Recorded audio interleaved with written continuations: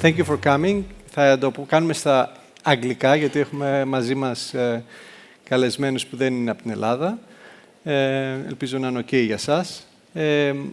Είναι ένα πάνελ πάνω στις διεθνείς χρηματοαγορές, γιατί όπως καταλαβαίνουμε όλοι είναι μια ιδιαίτερη εποχή. Δεν θα μακρηγορήσω. Απλά θα κάνουμε έτσι για να εισάγω το θέμα. Έχουμε προετοιμάσει 2-3 slides που σχετίζονται γενικά με την αγορά όπως είναι. Για να ξεκινήσω κιόλας. Λοιπόν, thank you for coming. This is a panel about capital markets and how our global economic and geopolitical uncertainties affecting real estate investing. We have with us, we try to curate this panel, moderate the panel, and bring people from diverse backgrounds who are going to share their views in different aspects of the capital markets. We have with us Frank Roseen, Executive Director on Capital Markets and member of the Board of Directors of Aroundtown, also Vice Chairman in Premia Properties. He's wearing the Capital Markets, Global Capital Markets hat. We have with us Bill Michoulas, Vice President, Global Business Development in EllisDon, one of the biggest, if not the biggest, construction capital services companies in Canada.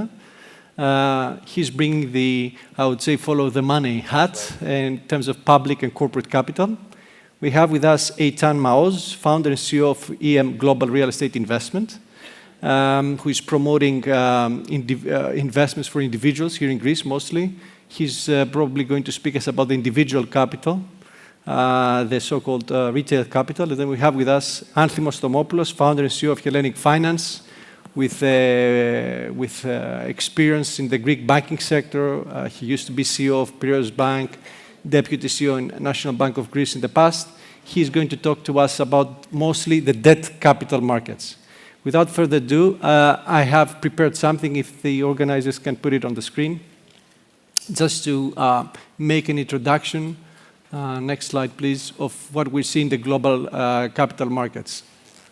Maybe I should be using this, I guess. So, what have we seen? As you all know, and we also discussed the executive meeting in the morning, high inflation everywhere. Obviously, some of that is driven by the war in Ukraine and also from the pandemic and the disruption of the supply chain. That has led, obviously, to an increase in prices and affecting also interest rates.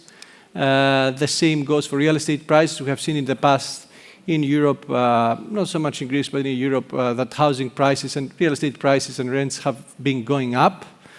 At the same time, construction costs have been a concern, and the prediction going forward is that this will affect pricing, and there will be definitely in the future, I would say, correction, or we might see also prices falling down. In terms of global news, and that's how I'll start my discussion, we probably need to start getting worried, I guess, because from what we have seen in the markets is that the so-called real estate decade-long party may have come to an end. With that positive outlook, I will start immediately with Frank.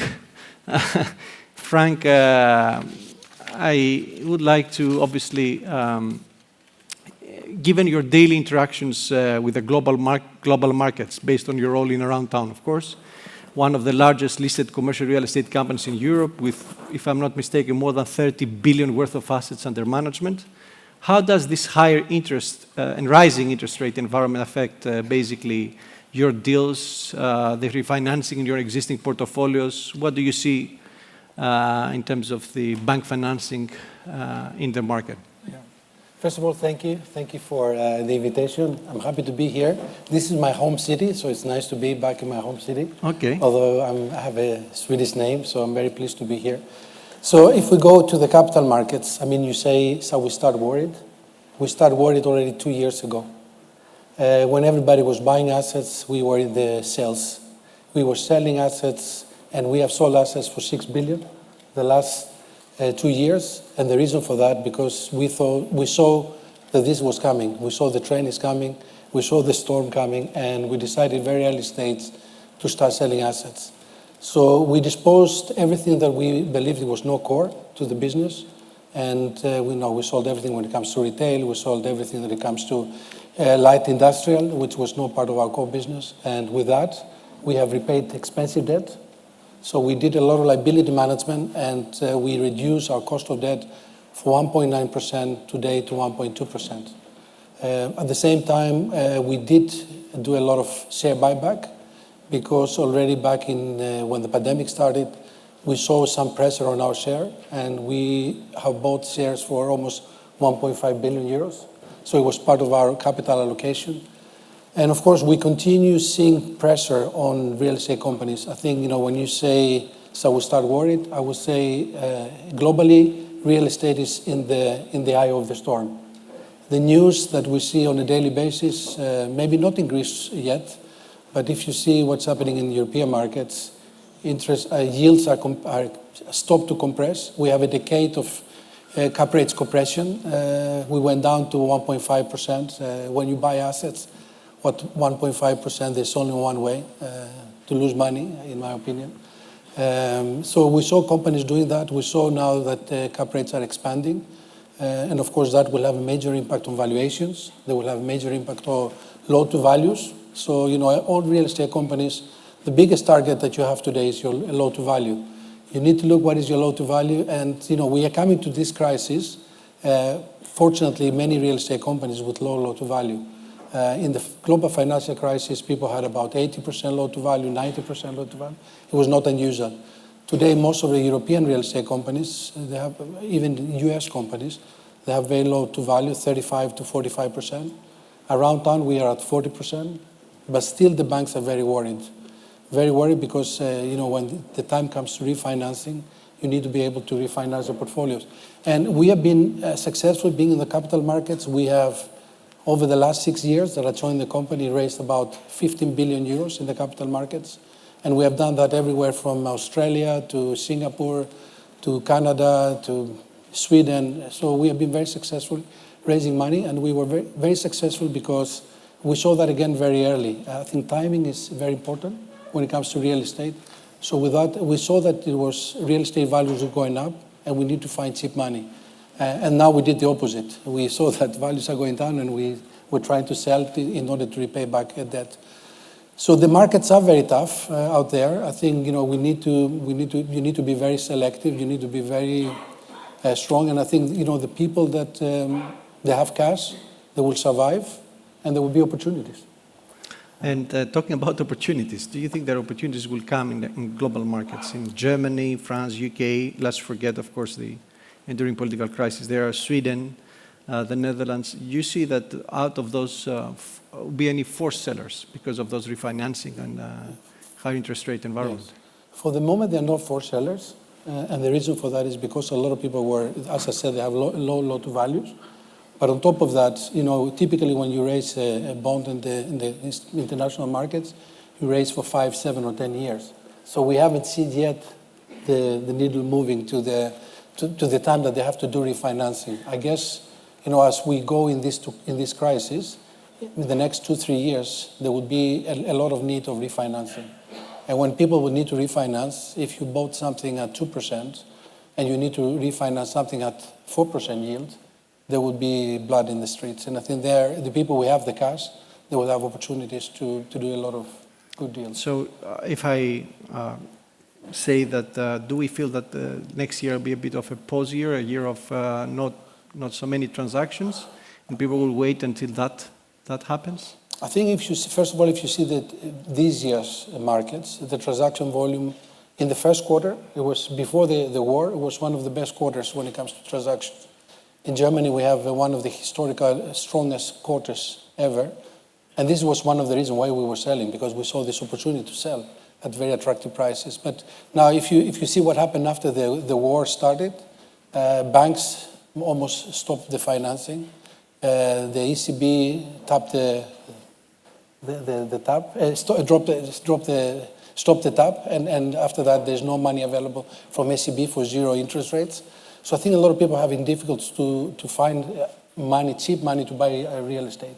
And of course, that creates a lot of uncertainty about the values and everything, because we don't really know what are the values. because people they are selling, the people they are selling, they're not distressed sellers. Okay. So if you expect valuations, I think valuations, one interest rate increase, it's almost 10% drop on values for real estate. So if you expect interest rates to go up, you can do the math, and then you will see what will be the impact on the total real estate. Going to Bill, who obviously is following the money, as I said, since, for those who don't know, EllisDon is a leading $5 billion a year construction capital maintenance service company based in Canada, active in 6 countries. You're focusing on large-scale mega projects, mainly public, government-led in terms of funding and corporate nature, corporate-led funding. And as you follow that public and corporate capital, not so much the investment capital, I would like to hear more about the sectors you have seen that there is activity, still activity, because obviously US, even at lesser extent Canada, have been affected one way or another with the rising costs. Which sectors do you see more resilient? Which sectors is the interest still strong for financing and executing new projects? Yeah, so our corporation, we do work in, I'll say, every market sector, and we work across the globe. And part of working in every market sector, it allows us to follow the money, either by work type or by geographic location, and also from both a public sector perspective and a private sector perspective. So right now what we see in the marketplace is there's going to be some resiliency in the data center market. Even with all the global uncertainty, the demand for data, is at an all-time high. So you think about the number of intelligent buildings that are being constructed or renovated. There's the Internet of Things, so a lot of the appliances, equipment, and building systems that are all now connected via the Internet. So we see there's a huge potential there, or there's a need for data. The corporate clients that we work with, like Microsoft, AWS, and Google, are all financially stable and strong. They deploy a lot of capital into these projects as well. And the projects that they develop are highly profitable. So that, I believe is going to be a stable kind of market sector during this time of uncertainty. Resilience. Yeah, resiliency. And you also think about the future of machine learning, artificial intelligence, autonomous vehicles. They all need data centers at the end of the day, including the metaverse. Okay. In terms of public sector? In terms of public, so what we've noticed historically is when the private sector is taking a hit, governments tend to spend and stimulate the economy on public sector. Coming out of this pandemic, the need for healthcare, so hospitals, long-term care facilities, even in some cases seniors housing. I know in Greece, a lot of the Papoudas live with the families, so maybe senior housing is less here. There's the need for upgrades to hospital facilities, or just increase in the number of beds. And so we see that being another market. One other one is student housing and universities. So with the rising costs of real estate, a lot of students are finding challenges of renting proper accommodations. And so in Canada, and in the United States, a lot of post-secondary institutions have been working with the private sector and coming up with innovative ways through public-private partnerships, which is a design, build, finance, operate, maintain type model to develop student housing. Okay, excellent. From global to local now, Eitan, you came to Greece in 2018 to start investing basically your own capital. You saw opportunities. The local real estate market was quite low. You could feel that there would be some capital appreciation. Your success led you to basically change your focus and promote specific deals or portfolio deals to other investors, mostly coming from Israel. Could you please explain to us what they were looking to buy in Greece in the real estate markets, where they have seen these opportunities? And obviously, I'll continue to know, but at least give us what, for the last few years, they have seen as opportunities here, the individual capital, those clients you work with. One of them, or one of the main reasons, is the low prices in Greece. From 2017-18, we saw the last crisis and the recovery of the economy, or the first signs of recovery. An individual investor in Israel that cannot afford maybe invest in Israel because of the high prices find Greece as a good alternative. The same price, he can buy 2 or 3 apartments, or to participate in development in a small project, or even to buy a summer house for himself. Of course, also tourism leads the reasons to invest in Greece. The proximity is another factor. It's very close. It's not like investing in the US or in Canada or other locations. For Israelis, it's another reason. There are also tax benefits led by the government here, and also the Israeli-Greece tax treaty, which is in favor of the Israeli individual investor. All these reasons, of course, leads to the big interest of Israeli investors in Greece. I can add another one now. The currency, the rate between the euro and the Israeli currency. Okay. The Israeli currency is very strong now comparing to the euro, so it allows a lot of Israelis to also to see it as an opportunity. So if I was to say that the investment returns they're getting from projects in Greece are much higher than the ones they would expect, obviously, to get back at home in Israel or in other geographies not so far away from Israel. Would that be a correct statement? Yes, it's also a correct statement. It's much higher than the yield in Israel. The real estate in Israel is very expensive now, not only the cost of living, but also the real estate. And in regards to other locations in the world, so Greece has the other advantages, as I mentioned earlier, the proximity, the recovery. When I started in 2018, it was 10 years after the crisis of 2008. And Greece was one of the few countries that haven't reached the prices of the pre-crisis of 2008. So it's another opportunity that gives advantage to Greece over other locations.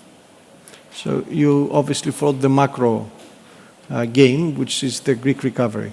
The Greek recovery, though, Anthime, is... thank you. Anthime is talking about recovery. One of the biggest issues for the Greek recovery was impeding Greek recovery. It's the issue in the systemic banking system. As you know, it's dealing with the aftermath of the Greek sovereign financial crisis. The NPL issues there maybe have been passed on to the servicers to be managed mostly under the Hercules Asset Protection Scheme. But as we have discussed in the past, the problem has largely remained unresolved. Still large amount, maybe my maths are not correct, but at least 60 billion of collateralized NPLs still require resolution. How does this impact real estate in terms of supply and demand, given also the current environment of high inflation and higher interest rates? Thanks, Yanni, and thanks to the organizers for having me here with this distinguished guest. Very quickly to your question, I think it is rather unfortunate that we are headed towards a new crisis, a cost of living crisis, financing crisis, which will affect the country through a number of channels. And to a large extent, the problem that was created back in 2009, 2010, with the sovereign default, remains to practically unresolved. To correct your math, if I may, out of the 107 billion euros of the distressed debt that was created on the back of the country's default, practical default, technical default, something like over 100 billion remains unresolved. 87 billion is in the hands of the services and the asset protection scheme. Is that all collateralized? Or? I'll come back to that. And another 13 billion euros is still with various SPVs from private investors. So 107 billion euros of the non-service debt in the hands of the country's households and firms is still on their shoulders. If you look at that means that the financing capacity of those firms and households is diminished because they haven't resolved the debt, the legacy debt. If you look at the asset side, to give you an idea, there are about 40 billion euros of mortgages and SMEs in the asset protection scheme alone, which is backed by 33 billion euros of real estate value, valued as at the time of those transactions, a couple of years ago. So if you extrapolate, probably more than 60 billion worth of real estate value is locked in the NPL legacy program. So we're looking at 100 billion euros of debt still burdening the households and firms, and probably 60 billion worth of real estate value captured in that in the non-resolution of the 2009 crisis. And you can imagine that this is probably the largest factor idiosyncratically affecting supply and demand in Greece. That 60 billion euros of real estate value at some point will start hitting the market. And it will be hitting the market as a subpar, suboptimal, uninvested stock that was created back in the noughts. At the same time, if we were to think of a situation where the local demand is free, that supports the rejuvenation of the real estate market in reality, that 100 billion euros burdening the households and the firms has to somehow resolve. I think what we're seeing here in Greece, and I'll come back to that, we're seeing exactly what Bill mentioned. What we're seeing, investors were attracted to Greece through, because of opportunity, lack of opportunity in other developed markets. That created a two-tier market, new money seeking very few opportunities because the stock of the country was not repleted, was basically depleted, was not invested, and that pushed prices up without the real support dynamics from a local market, the local retail, the local firms buying into real estate assets. So the problem we're facing in Greece is that unless and until we do something to resolve that legacy, the supply and demand dynamics will be distorted. And we can come back to what can be done. I think we need to try and manage supply. And manage supply is try to keep as little of that supply hitting the market, meaning keeping people in their homes and companies buying back their assets, which goes back to being able to refinance those distressed debtors. Second, we need to do, I suspect, a lot to try and deal with the demand, and demand meaning haircuts and waivers that will free up retail and commercial businesses to participate in the market. And third, I think we need to do a lot in continue providing finance in the real estate market, which is still is not being resolved. Anybody that is participating in the auction markets, in the secondary markets, he knows that the actual provision of credit in those critical functions of the real estate market, the secondary market, is very limited at the moment. So, bottom line, being able to continue fund real estate market, refinancing of distressed borrowers, and provide money to white knight special solutions to those distressed situations is critical to resolve the issue that will, I'm afraid, pester the Greek real estate market for years to come. You obviously are not very optimistic that is not going to be resolved, but thinking about the current situation, I'm talking about obviously the rising costs, the looming recession, maybe not here, but definitely in Europe, let aside any renewed political instability as a result of the expected double elections. And since we have recent memories in Greece of a crisis, global crisis, becoming another Greek local crisis, My question to you, Anthimos, is do you feel this time around we're going to face something as big as we faced 10 years ago? And I'm asking this because this time around we have much more untapped potential. I think some of the areas we have touched upon. We manage a bit better our government borrowing needs. Also, the official sector it has been borrowing at stable low interest rates and doesn't need to refinance as much.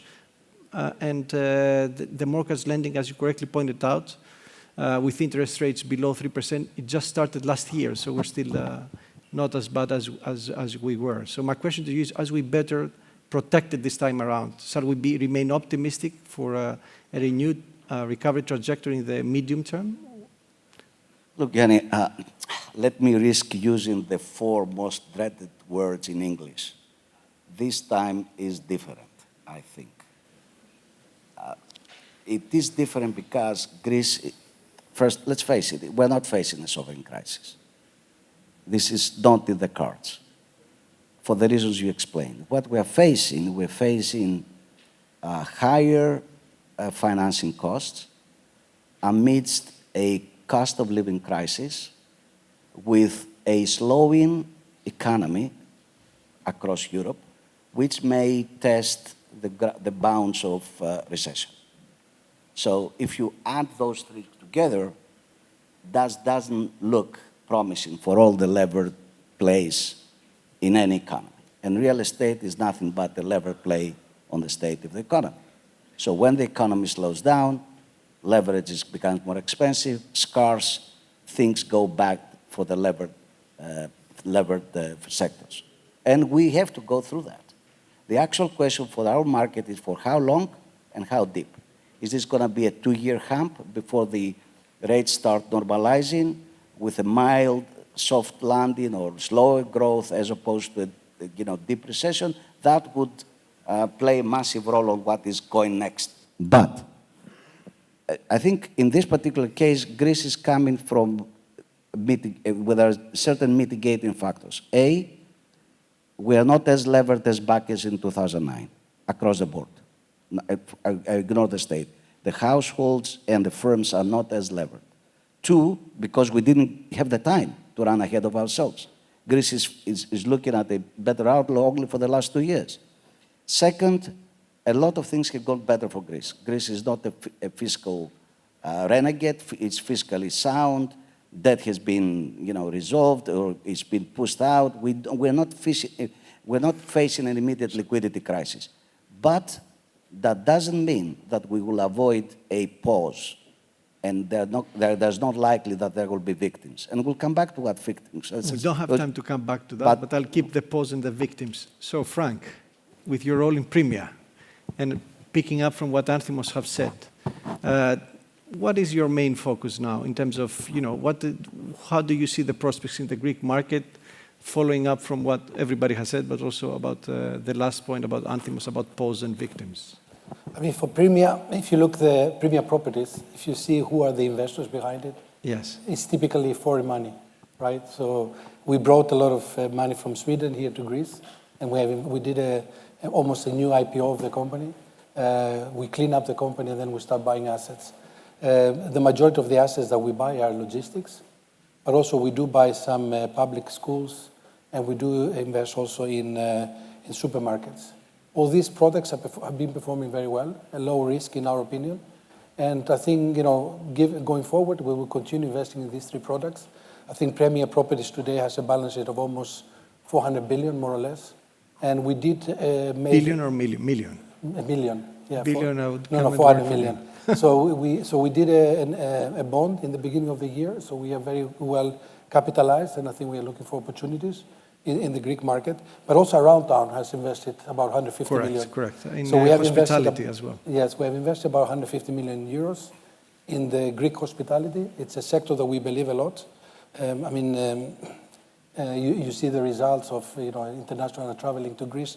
This year was record, and I think 5 minutes. Having a very friendly government helps a lot, and I think we will continue investing in these markets. So I need to ask 2 last questions. I know we were given 5 more minutes, so Quick question, Bill, why are you in Greece?